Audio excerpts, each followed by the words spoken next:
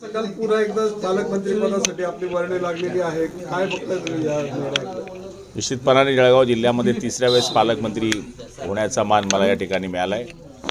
3 सरकारामध्ये निश्चितपणाने 3 वेळेस पालकमंत्रीपद हे जळगावमध्ये मिळणं फार दुर्मिळ मला म्हणावं लागेल. पण आपल्या सगळ्यांच्या सहकार्याने किंवा आदरणीय एकनाथ शिंदे साहेबांच्या आशीर्वादाने मला हे पद मिळालेलं आहे.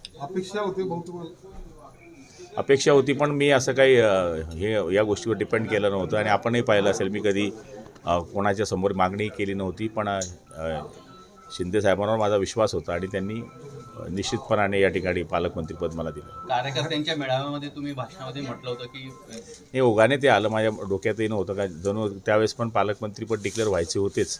पण ते ओघानं माझ्या बोलण्यामध्ये आलं होतं.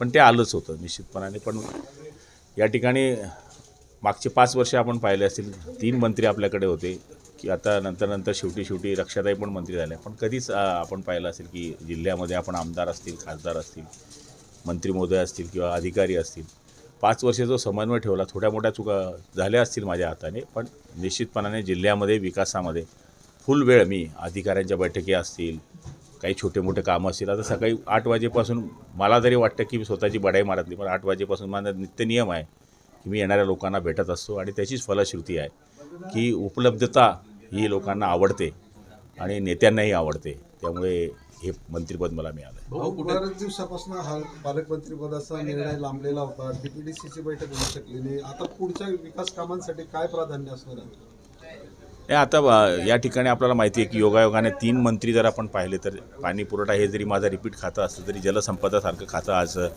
जळगाव जिल्ह्याला मिळालेलं आहे. त्याचबरोबर वस्त्रोद्योगसारखं खातं मिळालं आहे. वरती केंद्रीय मंत्री रक्षाताई आहेत.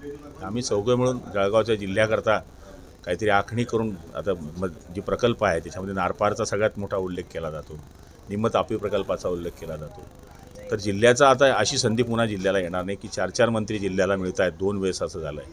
तर आपण त्याचं संधीचं सोनं केलं पाहिजे. म्हणून आम्ही सगळे मिळून काय जिल्ह्याकरता केलं पाहिजे याच्याकरता आमदारांबरोबर बैठक घेऊ, अधिकाऱ्यांबरोबर बैठक घेऊ आणि पुढचा प्लॅन जिल्ह्याचा ठरवू. सांगितलं जातं की 3 मंत्री अगोदरच असल्यामुळे रस्सीखेच होती आपल्यामध्ये आणि म्हणूनच खरा हा निर्णय लांबला असं काही होतं. आमच्यामध्ये काहीच रस्सीखेच नव्हती आणि रस्सीखेच असण्याचं काही कारण नसू शकत नाही.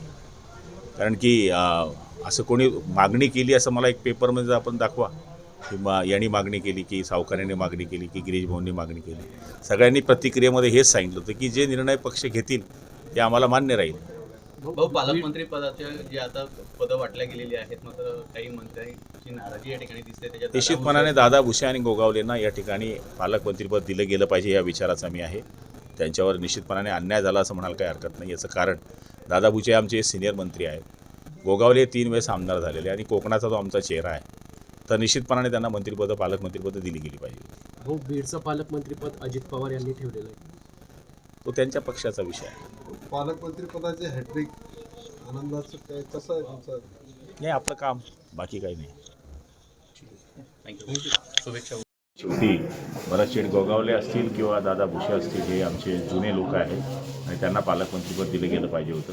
तर आता शेवटी शिंदे साहेबांना आम्ही विचारणार आहेत की असं काय झालं की या लोकांना टाळण्यात आलेलं आहे. तर आम्ही त्यांच्याकडे ही मागणी करू की एकनाथ शिंदे आणि गोगावलेंना पालकमंत्रीपद द्यावं. कारण भाऊ, भाजपने काय केलं की काही ठिकाणी मंगलप्रभात जोडा असतील किंवा चंद्रकांत त्यांनी त्यांचं काय केलं हे काही नाही. पण आम्ही जे त्यांच्याकरता केलेलं आहे तर त्यांनी आमच्या या लोकांचा विचार करायला पाहिजे होता असं मानणारा मी कार्यकर्ता आहे. तर ही गोष्ट आम्ही शिंदे साहेबांकडे मांडणार आहोत. दादा, बीडचं पालकमंत्रीपद अजितदादांनी ठेवलं आहे तर पहिल्यांदाच गडचिरोलीचं मुख्यमंत्र्यांनी स्वतः पालकमंत्रीपद ठेवलं आहे. ठीक आहे. गडचिरोली हा त्यांचा या ठिकाणी चॅलेंजिंग विषय असावा असं मला वाटतं. त्याबद्दल आम्ही कोणी बोलणार पण नाही. पण आमचे जे 2 शिलेदार आहेत यांना पालकमंत्रीपद का नाही हे तर निश्चितपणाने विचारलं पाहिजे. हो, सुषमा अंधारे म्हणताय बीडच्या पालकमंत्रीपदावरून की अजितदादांनी रक्तरंजित इतिहास पुसावा. ग्रामपंचायत उत्तर देतो.